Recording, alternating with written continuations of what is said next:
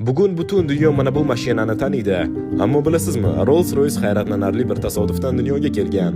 Henry Royce kambag'al oilada tug'ilgan, yoshligida gazeta sotgan, xalta ko'targan, simlarni tuzatgan, nima topsa ishlagan. Keyinchalik o'zining mashinasini yasashni boshladi va uni ishga tushirishga muvaffaq bo'ldi. U shovqinli edi, tez buzilardi, lekin Royce sifatini ustida ishladi. U hammaga mos mashina yasamoqchi emasdi, u mukammal mashinani yaratmoqchi edi. Uning shiori har narsada mukammallikka intil, bor narsaning eng yaxshisini ol va uni yanada yaxshila.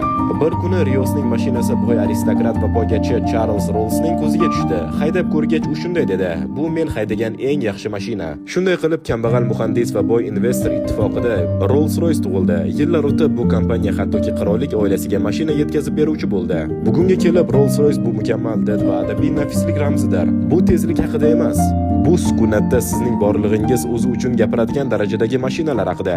Agar videoni shu yergacha tomosha qilgan bo'lsangiz, kommentariyada bitta 100 raqam emojisini qoldiring.